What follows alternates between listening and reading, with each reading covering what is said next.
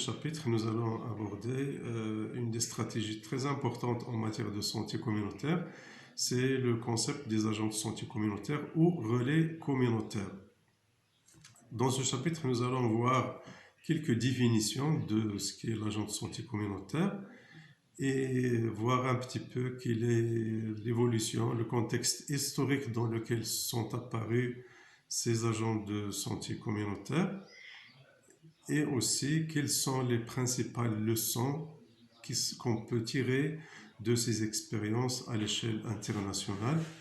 Et on va parler des facteurs, les principaux facteurs qui permettent la pérennisation de garder ces agents de santé communautaire le plus longtemps possible et quelques risques quand même qu'il faut garder en tête pour ne pas tomber dans certains pièges et une petite conclusion enfin. Alors, un agent de santé communautaire, c'est quoi? C'est une personne de la communauté, donc ce n'est pas un professionnel de la santé, c'est une personne de la communauté qui est désignée, qui est proposée par la communauté pour rendre un service, pour faire une activité pour cette communauté en matière de santé. Alors, c'est un membre de la communauté qui est sélectionné et identifié au sein de la communauté par sa communauté pour aider et assister cette communauté pour améliorer l'état de santé et sa qualité de vie. Alors, j'insiste encore sur le fait que l'agent de santé communautaire, ce n'est pas un fonctionnaire de l'État ni du ministère de la Santé. La démarche en santé communautaire, donc on en a déjà parlé, c'est la mise en place, c'est un processus qui va partir des difficultés et des problèmes de la communauté pour leur trouver des solutions. Et ici, l'agent de santé communautaire, c'est l'un des moyens, entre guillemets, c'est l'une des possibilités qui sont offertes pour faire participer la communauté à l'amélioration de son état de santé. Alors, je passe. C'est un concept très ancien, donc les agents de santé communautaire,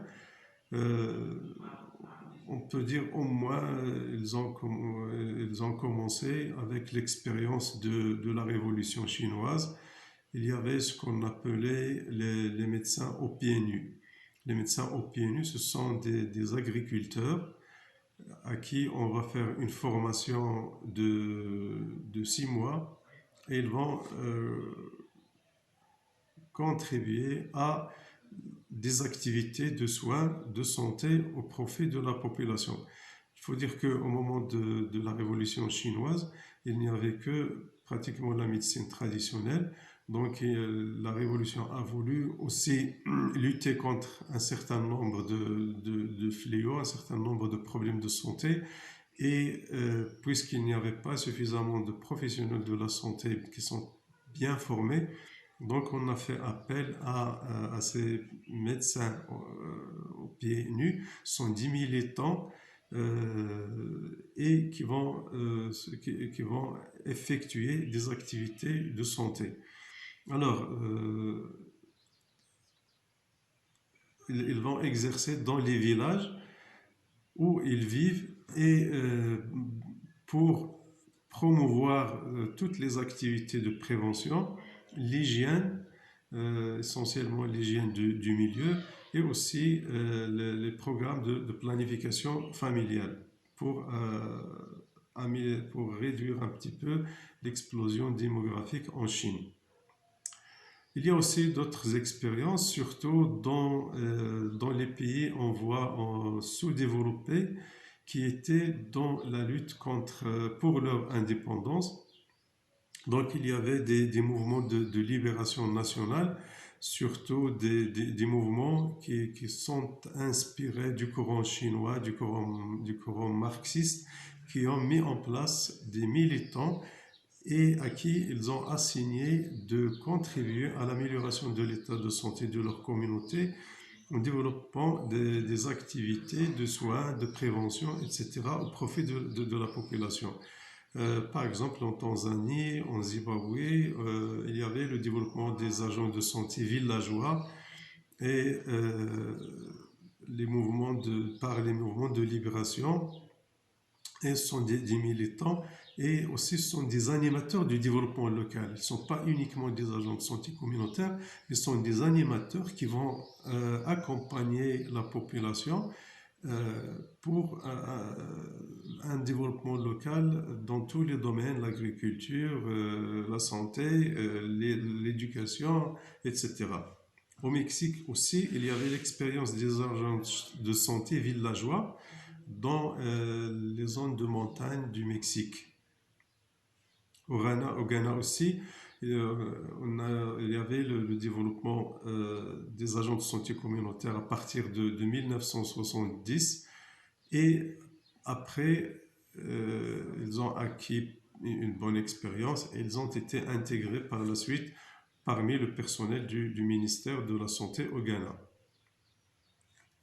Au Niger aussi, il y avait l'implantation depuis 1963 de ces agents de santé volontaires par le ministère de l'Agriculture au départ, et puis ils ont été repris et intégrés par le ministère de la Santé à partir de 1974.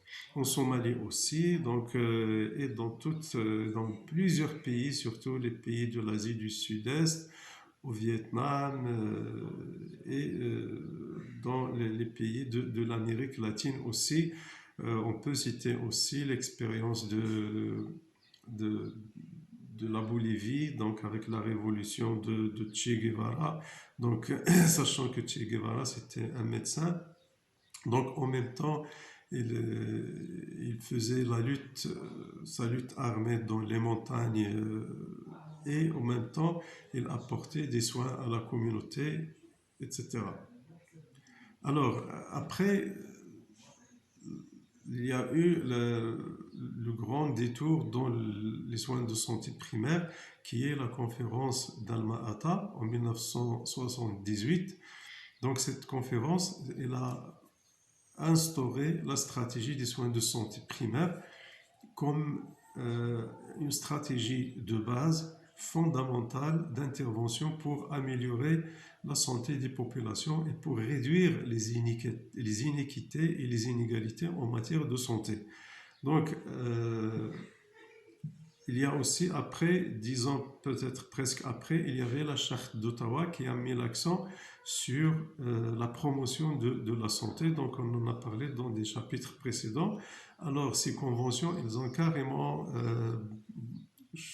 bouleversé la vision des pays à leur système de santé parce que à partir de là, le rôle de la participation communautaire est devenu central dans la santé publique et la santé communautaire, et on a cherché à développer des stratégies participatives avec tous les moyens. Et donc, le concept des agents de santé communautaire a pris de nouvelles dimensions et il a pu avoir un regain d'intérêt qui est très intéressant. Alors, bien sûr, il y a eu plusieurs expériences et les dénominations de ces agents volontaires, ils sont très variables d'un pays à l'autre. Donc, au Mozambique, on les appelait activistas, au Haïti, des animatrices, en Inde, des agents de santé de base, au Nicaragua, c'est le brigadista, au Honduras, c'est des moniteurs, des promoteurs, etc. Au Maroc, généralement, on les appelle soit des agents de santé communautaire ou des personnes relais ou des relais communautaires aussi. Alors, à partir de plusieurs expériences dans le monde, on a pu quand même tirer un certain nombre de leçons quant à la sélection, la formation, la pérennisation de ces agents de santé communautaire. Donc, on va en parler. Par rapport à la sélection des agents de santé communautaire, il faut insister sur le fait qu'il y ait une implication effective de la communauté dans leur sélection, parce que ça leur donne une certaine légitimité auprès de la communauté, ça leur donne aussi un certain pouvoir et ça leur donne aussi une certaine responsabilité devant la communauté qui les a choisis. Deuxièmement, c'est le volontariat. Généralement, les agents de santé communautaire sont des personnes volontaires, ce ne sont pas des personnes qui sont rémunérées, ce ne sont pas des fonctionnaires de l'État. Et aussi l'importance de l'âge. Généralement, l'un des facteurs de réussite, c'est l'âge. Généralement, on va faire appel à des personnes qui sont quand même assez jeunes, mais aussi assez matures pour pouvoir mener à bien leur mission.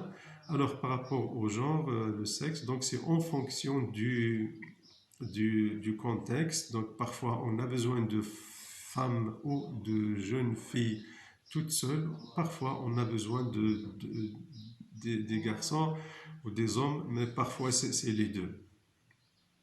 Alors, par rapport à leur formation initiale, là aussi c'est très variable, c'est en fonction du besoin, c'est en fonction du projet, c'est en fonction de leur mission.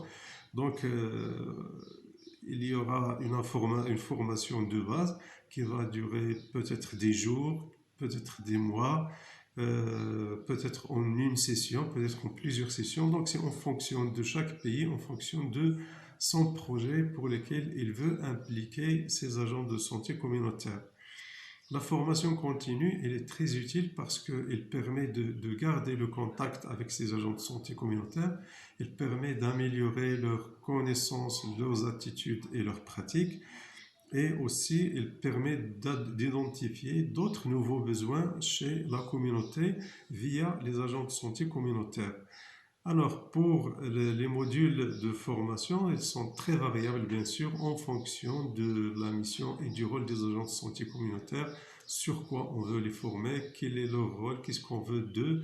Alors, c'est à partir de là, on va définir quel est le module qu'il faut élaborer.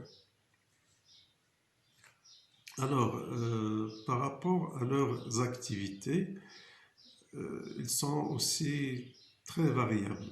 Mais principalement, les agents de santé communautaire, on leur accepte quatre rôles essentiels.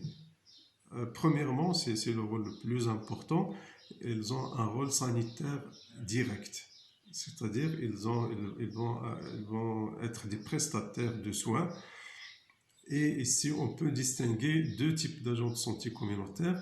Il y a les agents de santé communautaire qu'on peut appeler généralistes, qui font un peu de tout. Par exemple, en même temps, le traitement des diarrhées, l'immunisation, la lutte contre la malnutrition, des petits soins, l'orientation et les références vers le centre de santé, la planification familiale, l'éducation sanitaire, l'éducation nutritionnelle, ainsi de suite.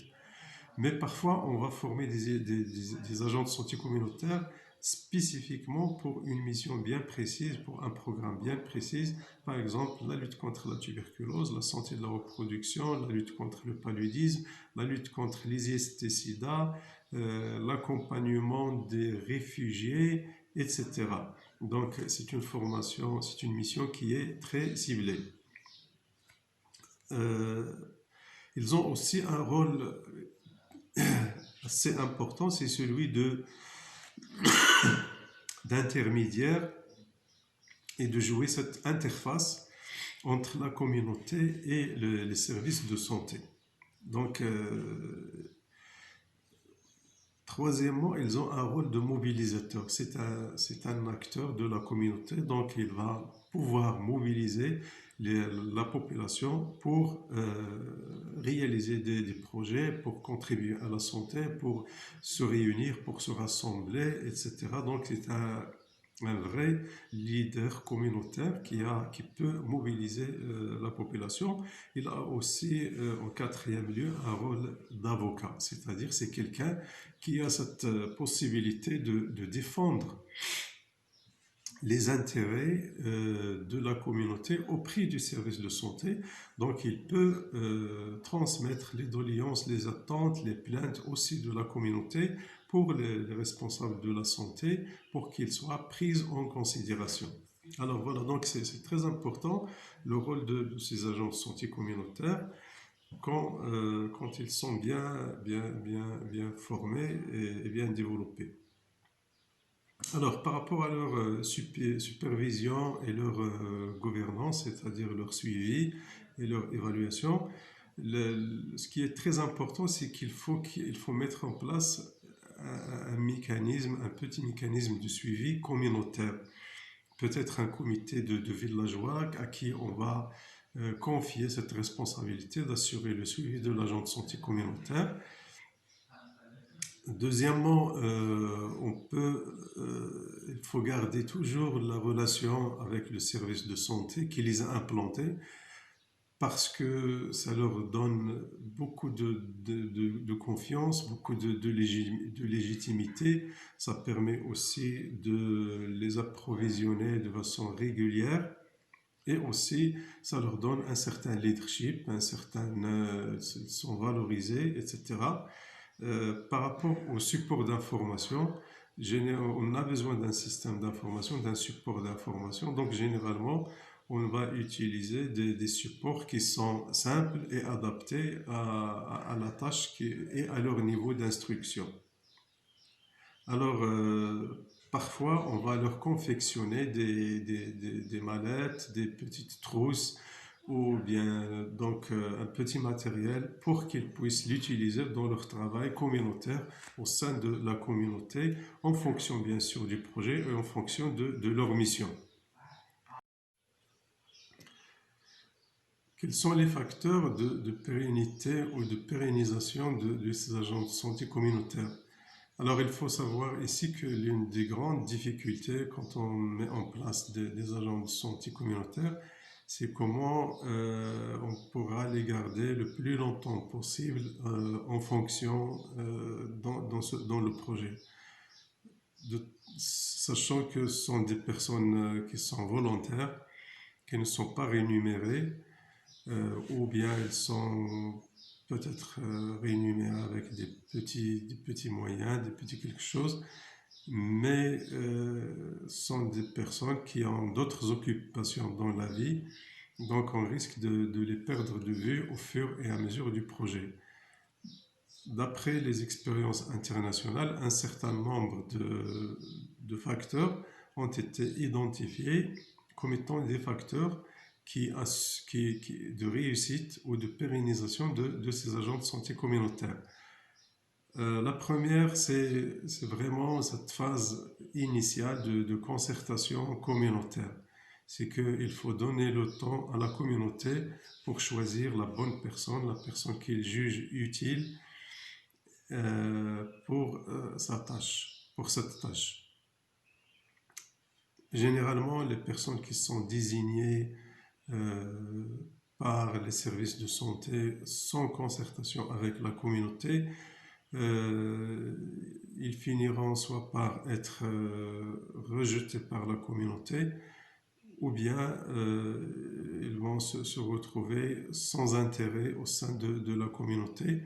Donc, d'où l'intérêt de porter attention à cette phase de débat, de discussion au début pour que la population propose, elle, ceux ou ses agents de santé communautaire.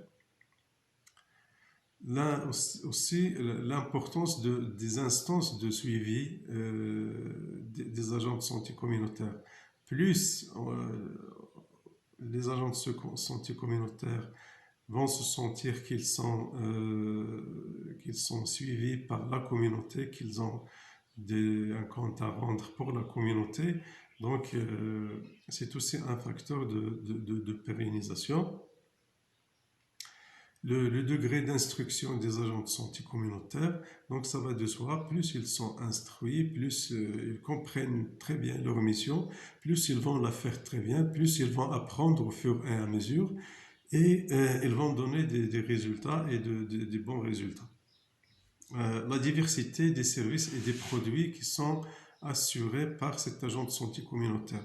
Plus on va multiplier les activités diversifiées pour bien exprimer ce terme, plus on va multiplier et diversifier les tâches, pour l'agent de santé communautaire, plus il y a une richesse, plus il peut répondre à des besoins de plusieurs catégories de la population. Donc, ça lui donne encore plus de légitimité dans la communauté. La supervision régulière. Bien sûr, le service de santé qui a implanté les agents de santé communautaire, il va faire un effort pour les superviser régulièrement, pas pour les juger ou les évaluer, mais juste pour leur apporter un soutien moral, un soutien logistique, s'ils ont besoin de quelque chose, etc. Discuter avec eux s'il y a des contraintes, comment les aider, etc. Donc c'est très important. Mais encore plus que ça, il y a cette supervision communautaire qui doit être assurée soit par un comité villageois ou bien une petite commission qui peut être désignée pour cet effet. Un autre facteur, c'est qu'il faut quand même assurer un approvisionnement régulier à ces agents de santé communautaire. Il ne s'agit pas de les former et de les lâcher dans la nature. Euh, Parfois, on leur assure un approvisionnement au début en produits, je ne sais pas, ça peut être n'importe quoi, mais après, on ne va pas faire l'effort de les approvisionner régulièrement. Donc, quand ils ont des ruptures de stock, alors là, ils vont commencer à avoir des difficultés avec la population et ils vont perdre cette légitimité au fur et à mesure. La motivation des agents de santé communautaire, c'est une grande question puisqu'on ne peut pas leur donner un salaire. Donc il faut trouver quand même un moyen de les motiver. Peut-être leur trouver un moyen pour leur financer un petit projet personnel. Et s'il y a plusieurs expériences dans les pays africains surtout, pour qu'ils puissent au plus gagner leur vie et en même temps assurer les activités de santé communautaire.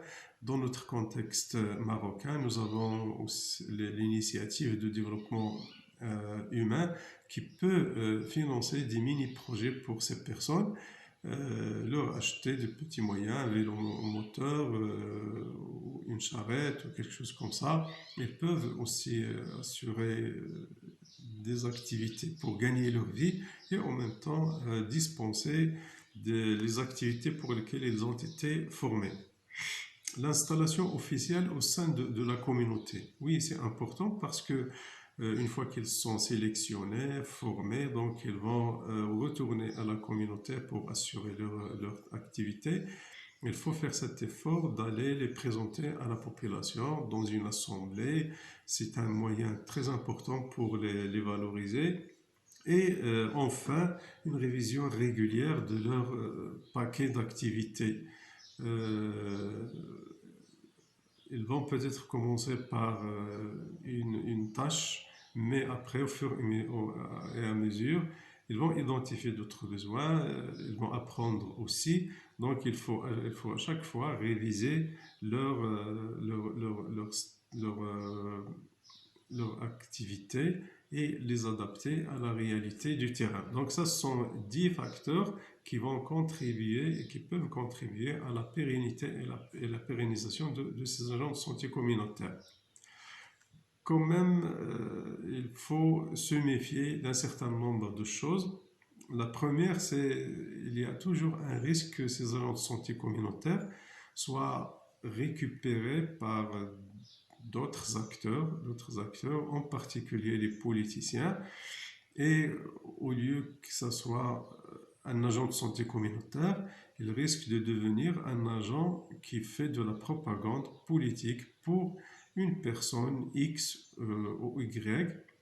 Il y a aussi ce risque que cet agent de santé communautaire, puisqu'il va être il va avoir un certain leadership au sein de la communauté, donc il risque aussi d'utiliser ça pour des fins politiques et utiliser cette légitimité pour son propre compte et changer de direction vers une carrière politique, ce qui est tout à fait légitime, mais quand même, même si ce n'est pas dans l'intérêt du service de santé en question. Deuxième point duquel il faut se méfier, c'est que quelque part cet agent de santé communautaire, il risque de déranger d'autres acteurs.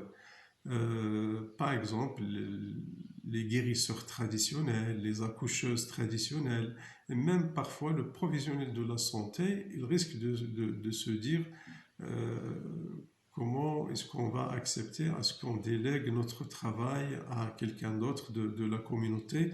Donc, c'est un risque, oui, il est là. Et on peut assister même à des conflits entre ces agents de santé communautaire et ces acteurs. L'autre risque, c'est que il risque d'y avoir un désintérêt de la population pour le travail de l'agent de santé communautaire. Et d'où l'intérêt d'impliquer la communauté au début et de faire un bon diagnostic communautaire pour savoir vraiment quel est le problème, quelle est l'action, quelle est la mission de cet agent de santé communautaire et la définir dans une démarche communautaire concertée.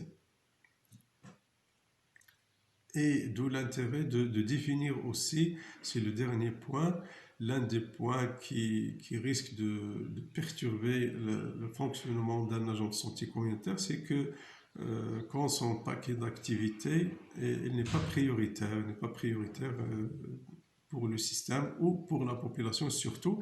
Donc là, il est facilement, rapidement rejeté par la communauté, donc il devient carrément inutile et va tomber dans la démotivation. Alors, voilà, l'agent de santé communautaire, c'est une approche parmi d'autres en matière de santé communautaire pour déléguer un certain pouvoir, certaines connaissances du professionnel de la santé pour des membres de la communauté et aussi pour qu'ils puissent contribuer à cet effort d'amélioration de l'état de santé et de mobilisation sociale au profit de la santé de la communauté. Voilà, ainsi se termine ce chapitre sur les agents de santé communautaire.